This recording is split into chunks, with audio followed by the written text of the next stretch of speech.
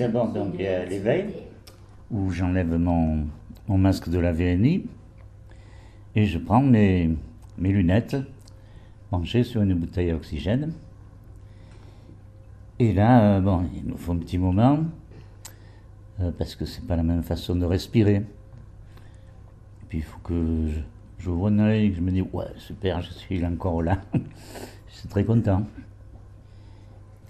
Alors après, en termes de volonté, moi j'ai retenu que vous ne souhaitez pas un maintien en réanimation sur une durée prolongée.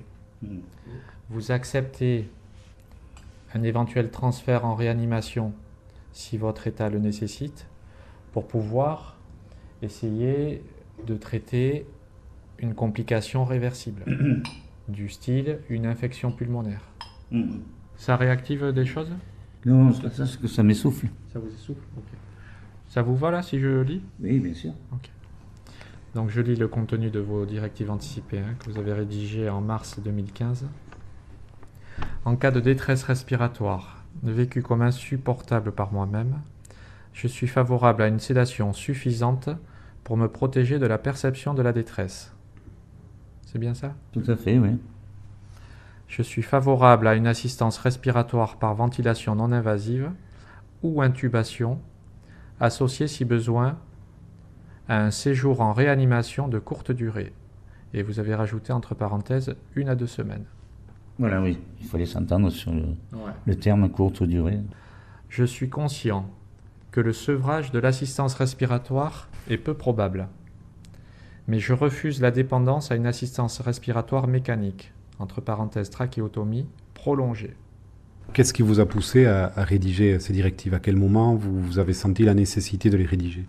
Étant plus jeune, j'avais vu un ami à mon grand-père qui était sous trachéotomie, donc à l'hôpital, et ça m'avait choqué, mais de voir ce tuyau qui était en fer à l'époque. J'ai dit ça, je ne veux jamais, jamais, jamais. Et depuis ce jour-là, c'est ancré dans ma tête, je ne veux donc pas de trachéotomie. Oh, ça m'a toujours horrifié. Du coup, vous en êtes venu à ces directives anticipées, en fait, quand vous avez été très malade, c'est ça? On n'y pense pas avant. Ah oui, on n'y pensait pas avant. C'est pour ça d'ailleurs que beaucoup de gens ne le font pas faire, parce qu'ils les font quand ils sont au pied du mur, qu'il faut. Et encore, c'est pas sûr qu'ils le fassent tous. Vous l'avez rédigé plusieurs fois, 3 fois, je crois que vous disiez tout à l'heure. Oui. Pourquoi? Pour changer quelques mots qui n'étaient pas exactement ce que je voulais. Le cadre légal tel qu'il est en France aujourd'hui, il vous convient? Mais je ne sais pas lequel il est actuellement, mais je ne sais pas si l'euthanasie est autorisée, mais je ne crois pas. Non, elle est interdite en France. Elle est interdite, tandis que, bon, il y a moyen de détourner le mot en employant peut-être des... Je vois ma femme qui n'a pas l'air d'accord. On peut toujours détourner ce mot d'euthanasie qui fait peur en appliquant d'autres façons.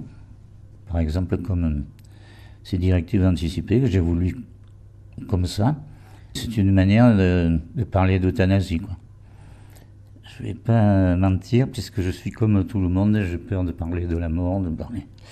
Et donc j'en ai assez sur la tête avec la mienne, qui se rapproche comme tout le monde, hein, mais je crois que je vais gagner.